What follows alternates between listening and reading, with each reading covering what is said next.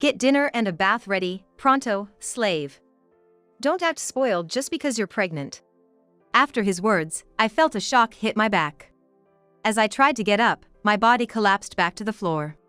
It hurts. What are you doing? Shut up. Those who slack off need to be punished, right? Jack sneered, raising his foot again, even though I was immobilized with pain. Just as I braced myself to protect my unborn child at all costs, a new voice intervened. Is that all you have to say? It was a cold, deep voice, chilling to the bone. What? I exclaimed, turning towards the source of the voice. I was shocked and turned pale at the sight of the person there. In contrast, seeing them filled me with relief. Standing there, with faces filled with anger, were my brother and his wife, Emily and Michael. Immediately, Michael pulled Jack away from me, and Emily helped me up. How come you two are here? Probably confused, Jack yelled out in turmoil. My brother, Michael, watched him coldly, his gaze icy. Lisa is my sister. I am Lisa Johnson, a 27-year-old working housewife. After my parents' divorce when I was in middle school, I lived with my mother.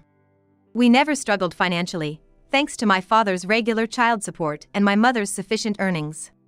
However, the move made it hard to see my brother, Michael, who was already independent. That was my only regret. Even if I'm far away, I'm still your brother. Don't hesitate to rely on me. Thanks.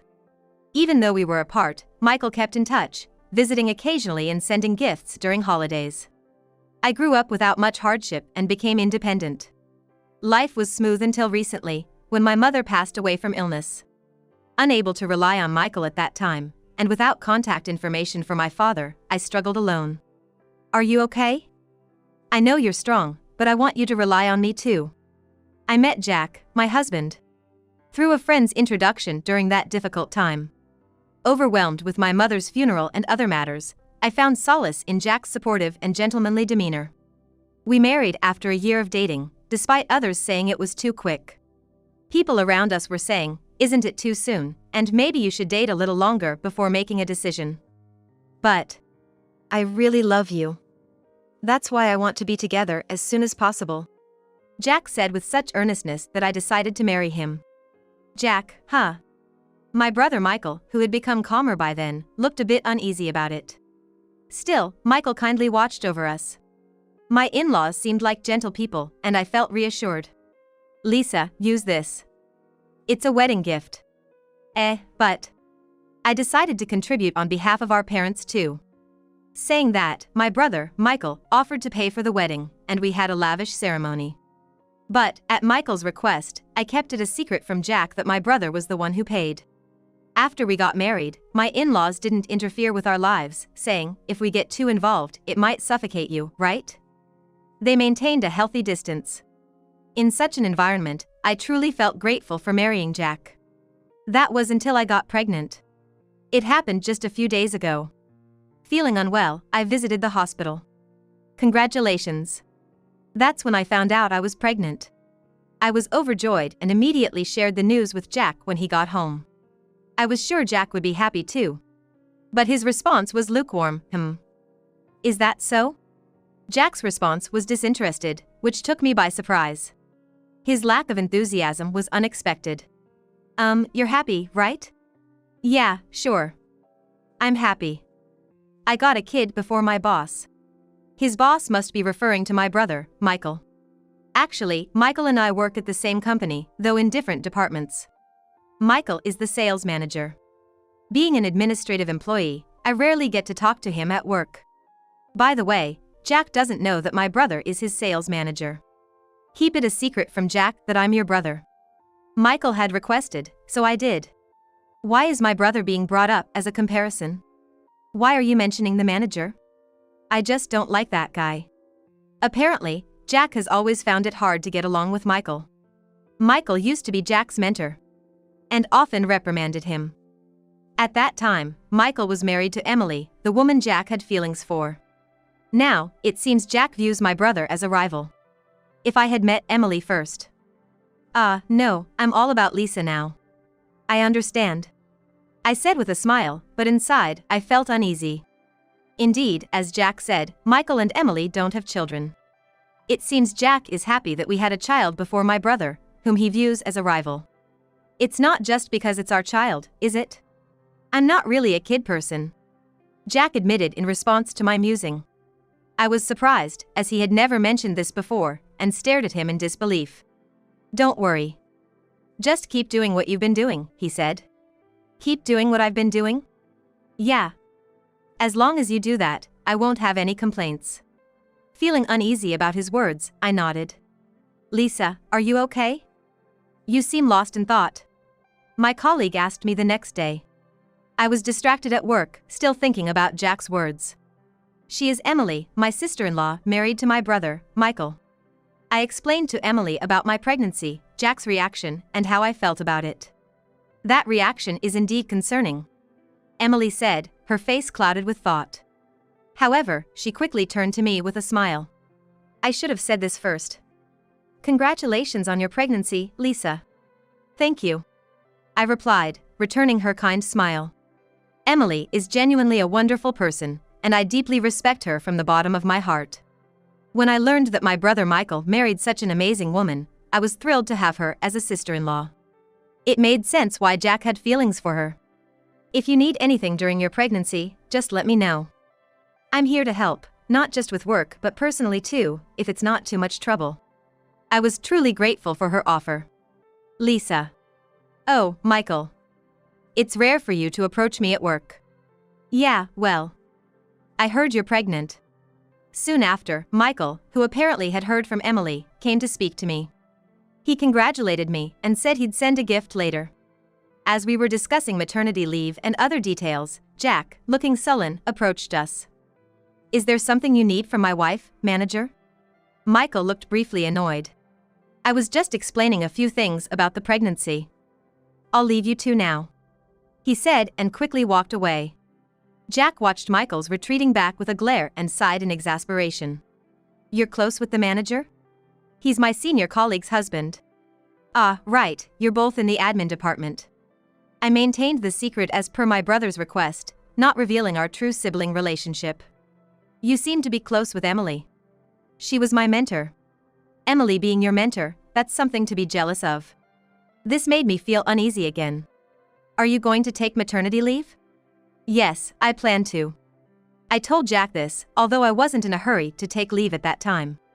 However, as morning sickness worsened, influenced by Emily's advice, I decided to take leave earlier than planned. That decision would soon reveal Jack's true nature. I feel sick. As the nausea intensified, I couldn't do household chores like before. Lounging around all day. If you're not working, at least do the housework properly, Jack would say, looking at me coldly.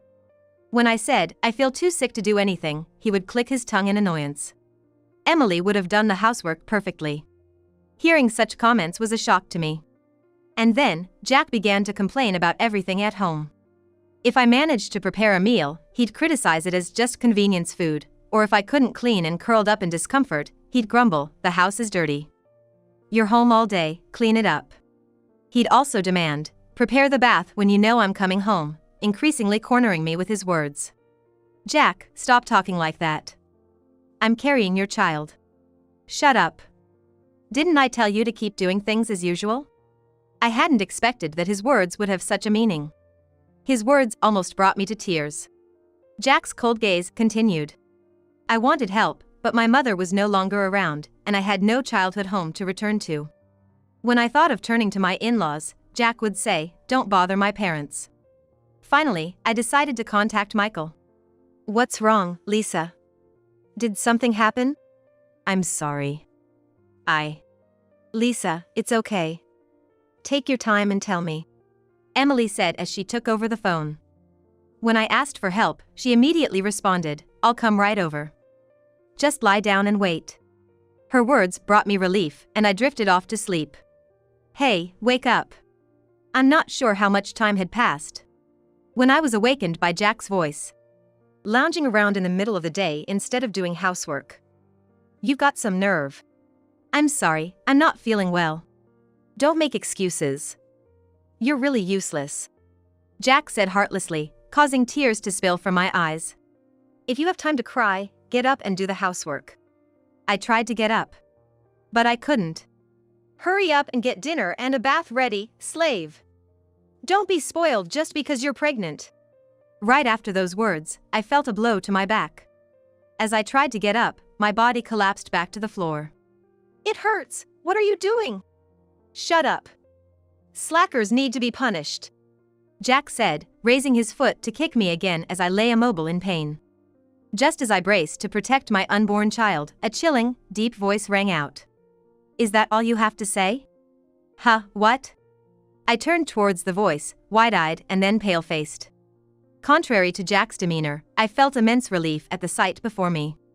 There stood my brother and sister-in-law, Michael and Emily, faces filled with anger. Michael quickly pulled Jack away from me, and Emily helped me up. Sorry for being late, Lisa. Emily apologized, teary-eyed. In her hand was an eco-bag filled with groceries. I later learned she was delayed because she had stopped to buy ingredients for a meal. While Emily apologized profusely, Michael coldly regarded Jack. How come you two are here? We were called here. She's suffering from morning sickness and asked for help. You should be the one helping her. Why would Lisa contact the manager? Were you two having an affair? Jack blurted out, obviously confused. Michael glared at him coldly. Lisa is my sister. Eh? Jack looked stunned. Then suddenly snapped. But the last names are different. Our parents are divorced. Lisa and I are just siblings with an age gap. What's so strange about a sister asking her brother for help? Faced with my brother's question, Jack hung his head, mumbling, well, that's. Seeing him like this, Michael let out a deep sigh. I had no idea. I told her to keep it a secret. Michael explained, revealing why he had kept their relationship hidden. He knew Jack disliked him and harbored feelings for Emily. I was worried about what you might do if you knew she was my sister. So, it seems he told me to keep quiet about it to protect me. I never thought it was for my safety, and despite the situation, it made me happy. Michael has always cared for and protected me. Part of the reason I've been looking out for you, Lisa, is because you're Michael's dear sister. But more than that, it's because you're such a kind and lovely person. I won't forgive anyone who does this to you, especially someone like him. I really detest people like that. What? No way. Jack reacted, clearly shocked by her words. And then I realized, Jack still loves Emily more than me. That realization turned my sadness into anger. Despicable. Then, I was helped into the car by Michael. Lisa, where's everything you need for the doctor's visit? It's all in the backpack in the living room. Emily went to gather my things while Jack stood there, dazed. Before he could come to his senses, we got into the car. I'm going to divorce you, I told him. Jack, panicking, tried to follow. But we ignored him and drove off. We went to the hospital just to be sure, and thankfully, they said everything was fine. That's good. Don't hesitate to ask for anything. I ended up staying under the care of my brother and sister-in-law. Emily spoke to me gently, and her warmth made me open up. I really did love Jack. It must have been hard, you did well. You really did a great job. They continued, nodding in agreement. I felt deeply grateful to them. That night, I was finally able to rest properly for the first time in a while, and it seemed to ease my morning sickness a bit. Though, I still felt nauseous. Lisa, can you eat anything? I'm sorry, not right now. Don't worry, you don't have to force yourself. They said kindly. Glancing at my phone, I noticed messages from Jack. If he had shown any remorse or asked me to come back, I might have wavered. But his messages were all about him. It's your fault Emily hates me now. Clear up this misunderstanding with Emily, be a little useful for once. Unbelievable. This is beyond saving. Michael and Emily agreed, anger evident on their faces as they read the messages. Then a question popped into my head. Why is he so obsessed with Emily? I once invited him over for dinner at our house. He said it was a well-intentioned gesture to help everyone get along better. That's when Jack fell for Emily at first sight. He should have given up, knowing she was married, but maybe he was always waiting for an opportunity. Why did he marry me then? Probably because you're close to me. So, he was targeting those around me. To think I fell for such a man. As I sighed, Michael and Emily comforted me. There's no place for someone like Jack in a couple as perfect and similar as them. My lingering feelings for Jack vanished completely with his obsessive behavior. I ignored his messages. Instead, Michael sent a message from his phone: "Don't burden a pregnant woman. Am I not bothering you by staying here?" Not at all. I'm happy to have our lovely Lisa with us. I married Michael because he's family-oriented. Seeing him take action for his family makes me happy, Emily said, making Michael blush. I smiled genuinely for the first time in a while. Life at my brother's house was peaceful. Michael and Emily took turns taking leave from work to look after me. How are you feeling? Thank you, I'm okay today. Finally, when my morning sickness subsided, Emily helped me, and Michael and I went back to my house. What have you been doing, slacking off at home? Oh, Emily, Jack said, waiting at home unhappily as Michael had ordered him to stay. Jack's face lit up for a moment when he saw Emily, but she completely ignored him. And Michael glared at him. Sign this, I said, handing him some documents. Jack then wore an unhappy expression. I won't agree to a divorce. If you force it, I won't divide any property or pay child support, he declared. In response, I showed him the medical report. I had obtained it during my hospital visit that day. If you don't sign the divorce papers now, I'll take this to the police. You know you could get arrested, right? Jack's face paled at my words. I feel nothing but disgust for someone like you. I was so happy to hear that Lisa was pregnant. I can't have children myself. What? But I was overjoyed, just like it was happening to me, because I love Lisa like a real sister. In reality, Emily didn't just not have children, she was unable to have them. And the situation was quite hopeless. Yet, she wholeheartedly celebrated my pregnancy and wanted to care for me. A person who hurts someone so important to me and fails in their parental duties, I don't want to have anything to do with someone who's thought of me that way. Upon hearing her words, Jack dejectedly signed the divorce papers. Then, the doorbell rang. Michael stood up and went to the door. What? Dad? Mom? The people Michael brought in were Jack's parents. Ignoring Jack's surprise, his parents apologized to us. We're really sorry for our son's foolishness. We're truly sorry. You should apologize too, Jack's father said to him. His mother apologized repeatedly. We'll leave the rest to you. Leaving Jack to them, we left the house. As we closed the front door, Jack's cries of anguish echoed behind us. With that, our divorce was finalized as I submitted the papers. Later, I spoke to the friend who introduced me to Jack. They were aware of Jack's feelings for Emily. Despite everything, Jack had claimed he had given up on his unrequited love, saying, I've moved on from that impossible love. Now, I prefer the woman who stands beside Emily. When I discussed Jack's behavior, the friend who had introduced us was shocked and apologized, saying, I had no idea he was like that. I'm so sorry. So, I decided to forgive that friend. Are you sure it's okay to forgive them so easily? It's fine. They were really angry and said they'd cut ties with Jack. True to their word, my friend severed all ties with Jack. And even told our other friends, leaving him isolated. Eventually, I gave birth safely. And managed to get child support and alimony from Jack. Thanks to Michael and Emily spreading the word at work, everyone looked at Jack coldly. Unable to bear it, he resigned. Meaning I wouldn't have to see him when I returned to work.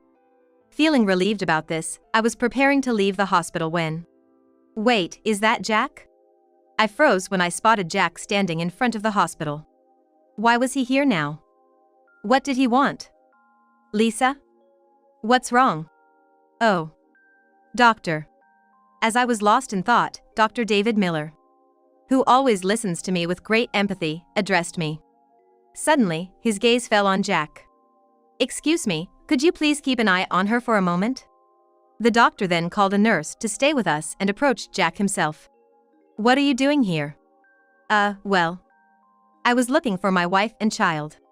That's strange. You don't have a wife anymore, do you?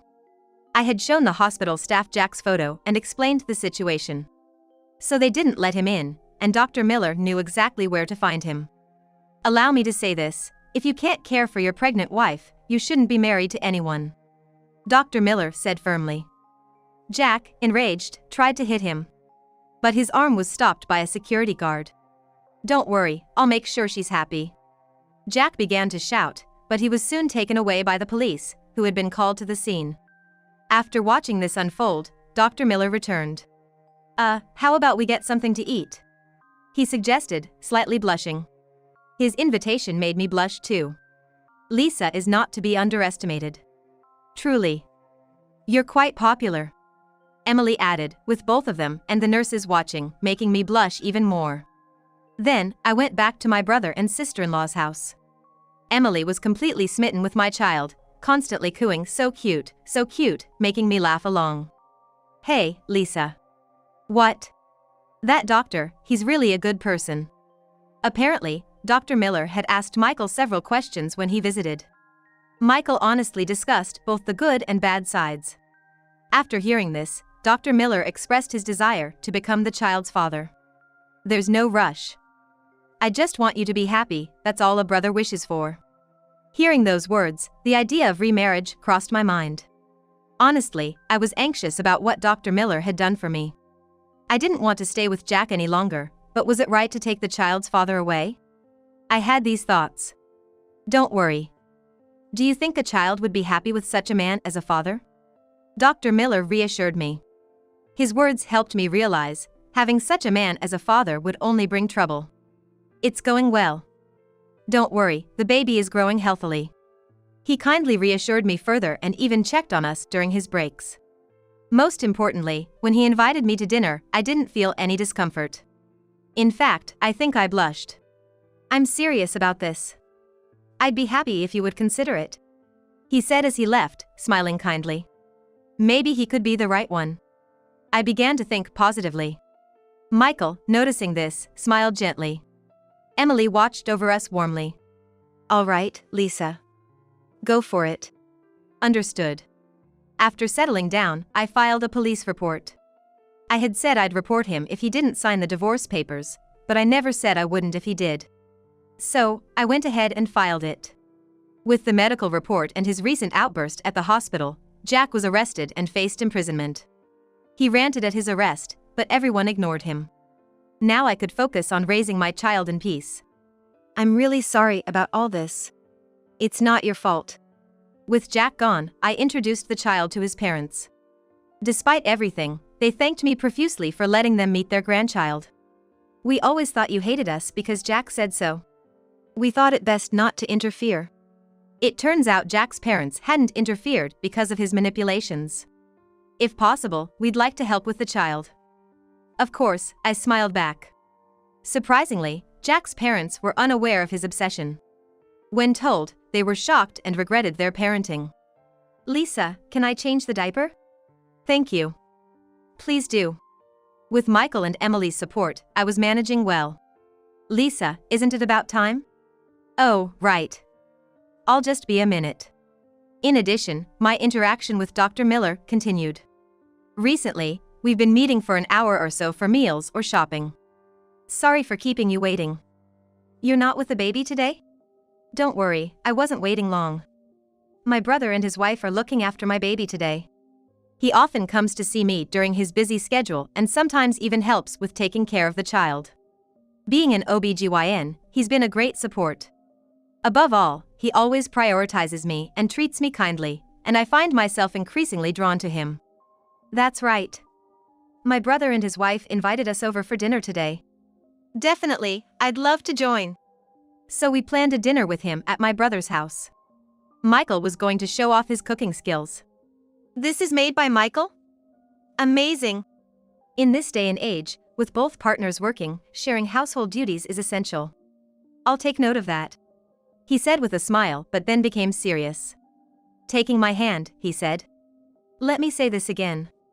I promise to make you happy, please go out with me." After his proposal, we officially started dating. Michael, witnessing this, laughed. "I can't believe you accepted a proposal right in front of me. It's also a declaration to make your sister and child happy," he said, and I smiled back at him. Meanwhile, Jack was facing a tough situation. He was released from custody but tried to contact me again, only to be stopped by his father and sent to a distant relative. He's related to me, and quite a strict person. He's giving Jack a tough time.